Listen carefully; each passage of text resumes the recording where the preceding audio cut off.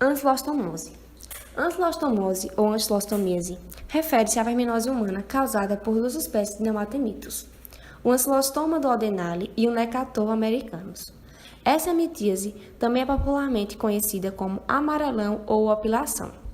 Epidemiologia. Apresenta um problema de saúde pública em países em desenvolvimento, como o Brasil, por relacionar-se à alta mortalidade entre crianças, jovens e idosos. A maior ocorrência dessa verminose associa-se a áreas rurais com precário saneamento básico, onde os habitantes possuem costumes de andar descalço, expondo a pele ao contato direto em solos contaminados. Áreas urbanas como praias, parques e praças públicas também podem ser focos de contaminação por hematemitos. Esse fato justifica-se devido à presença das fezes possivelmente contaminadas de animais domésticos, como cães e gatos nesses ambientes. Tanto o Ancilostoma quanto o Necator são vermes cilíndricos e esbranquiçados. Os machos são menores e com menor largura em relação à fêmea. O macho do Ancilostoma mede de 7 a 11 cm e do Necator mede de 5 a 9 cm. A fêmea apresenta abertura genital denominada vulva. No Ancilostoma, essa abertura é no terço posterior do corpo e espinho caudal. Já no Necator, é no terço anterior do corpo e na extremidade afiliada. No Ancilostoma, ambos os sexos apresentam 2 pares de dentes ventrais na cavidade bucal. No Necator, ambos possuem um par de lâminas cortantes semilunares na margem interna da cavidade bucal e mais um par de lâminas cortantes subdorsais, que são sustentados por dentículos triangulares. Ciclo biológico. As formas adultas dos vermes vivem no intestino delgado das pessoas infectadas, onde machos e fêmeas copulam e dão origem aos ovos que são eliminados nas fezes. Caso as fezes entrem em contato com o solo e encontrem condições adequadas como elevada umidade e temperatura, os ovos eclodem e liberam pequenas larvas. Estas podem viver até 7 dias no ambiente, quando amadurecem e são capazes de infectar um hospedeiro. As larvas atravessam a pele e entram na corrente sanguínea, daí chegam aos pulmões, onde perfuram os alvéolos e sobem pela traqueia. Passam pela faringe, são engolidas e chegam aos intestinos. No intestino delgado, se estabelecem definitivamente e atingem a maturidade sexual. O processo de maturação pode demorar aproximadamente 2 meses. Os vermes adultos permanecem anexados à mucosa do duodeno distal ou do jejum proximal, onde o parasita libera peptídeos ativos que inibem a resposta inflamatória e bloqueiam a coagulação sanguínea, atuando como antiagregantes plaquetários.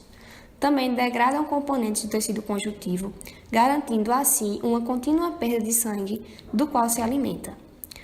Pode também levar à anemia e outras consequências como retardo do crescimento, déficit de atenção e etc.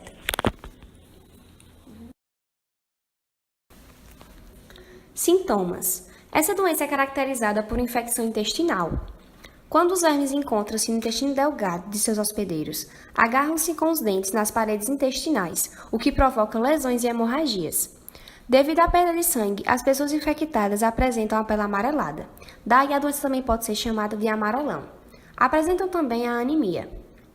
Outros sintomas que podem surgir são irritação na pele no local da entrada do verme no corpo, fraqueza, desânimo, perda de peso e lesões pulmonares.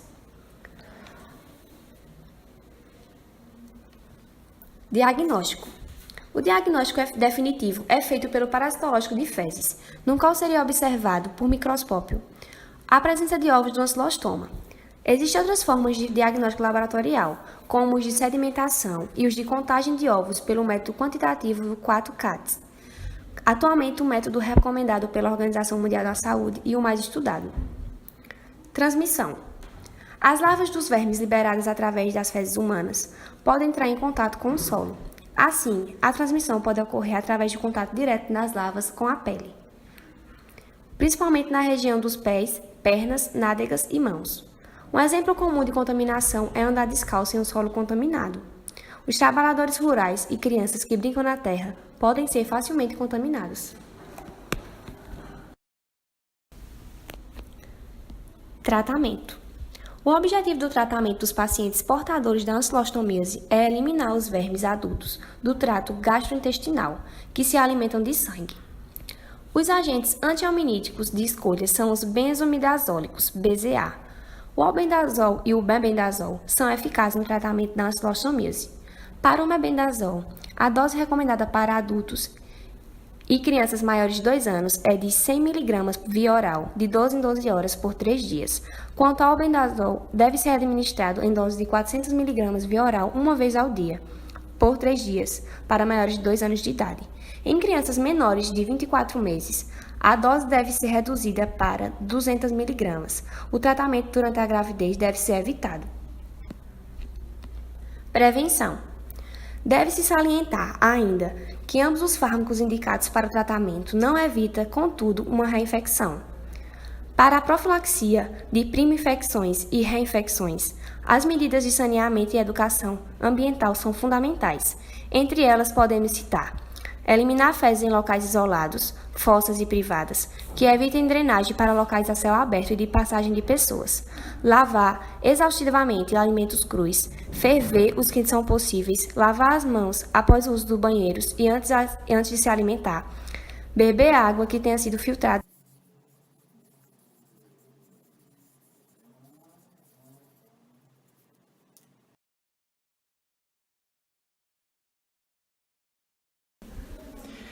O Ascaris lumbricoides, popularmente conhecido como lombriga, é o maior nematóide intestinal do homem. A doença é causada pelo Ascaris, que é a ascaridíase. O Ascaris adulto tem coloração amarelo-rosada, 3 lábios em sua extremidade anterior, tem uma cutícula lisa e 2 linhas brancas lateralmente distribuídas pelo corpo. O verme macho adulto mede aproximadamente de 15 a 30 cm de comprimento e a fêmea mede aproximadamente 35 a 40 cm de comprimento. Para distinguir a fêmea do macho, além do tamanho, pode observar-se na fêmea, na sua extremidade posterior, uma forma cônica e retilínea, ao passo que o macho apresenta essa extremidade curva ventralmente com 2 espículos laterais curvos.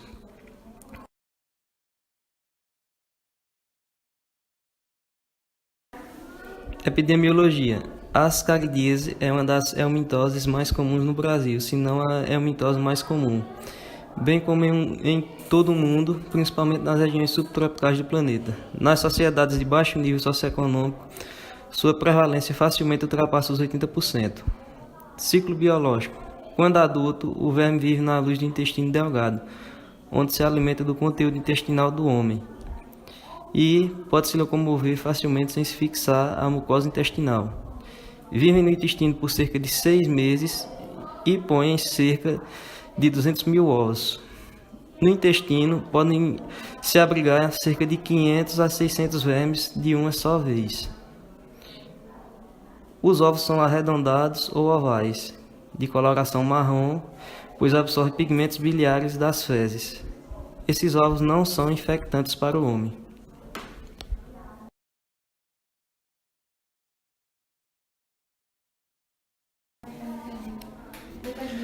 Os ovos fecundados são eliminados pelas fezes. Desenvolvem-se a temperatura de 30 a 35 graus, umidade e oxigênio. Nessas condições, o ovo pode desenvolver-se em 12 dias, formando primeiramente em seu interior uma larva rabditoide, que em uma semana sofre mutação para os estágios de segunda e terceira larvas rabditoides. Respectivamente, essa terceira larva é a larva dita infectante. O homem infecta-se ingerindo água contaminada ou alimentos crus infectados com a mesma. As crianças podem se contaminar através do solo, pelo fato de levarem as mãos à boca. Os ovos ingeridos atravessam o estômago e as larvas vão ser liberadas no intestino delgado. Atravessam em seguida a parede do intestino e caem na circulação sanguínea, onde vão cair no lado direito do coração e em seguida pulmões, onde sofrem novas mudas e depois migram pela árvore brônquica e são eliminados pela saliva ou deglúteos. Quando deglutidos, vão para o intestino e provocam a infecção, atingindo a maturidade e sendo capazes de reiniciar o seu ciclo.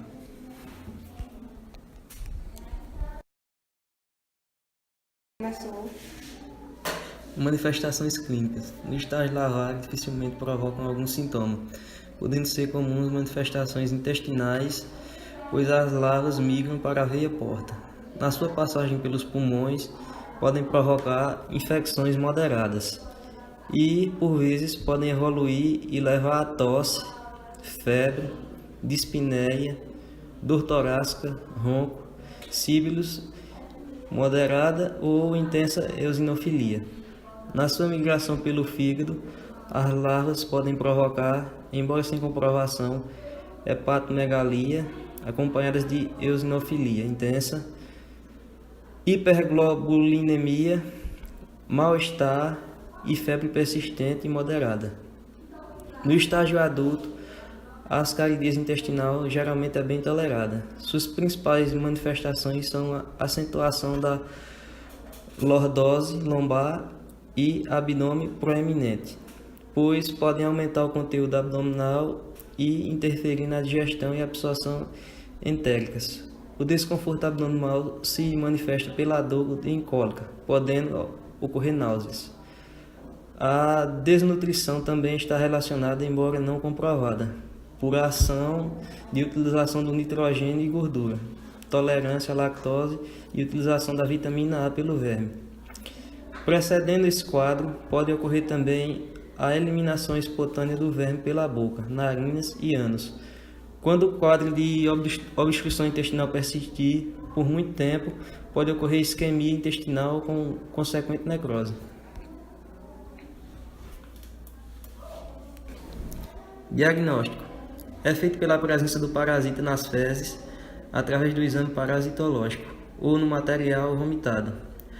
A eosinofilia é achada frequentemente na infecção por ascaris. Tratamento. O tratamento deve ser feito de imediato, mesmo com um pequeno número de vermes, pois sua migração pode aparecer de fato.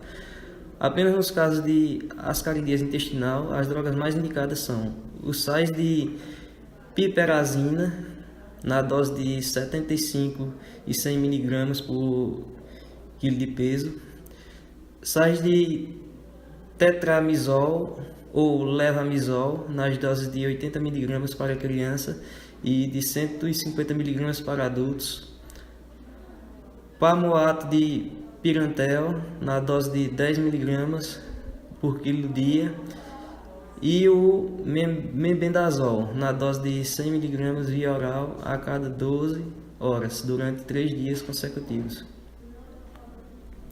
Profilaxia. Os principais meios de prevenção são a educação para a saúde, de modo a evitar a contaminação no solo com as fezes e o contato direto com o solo.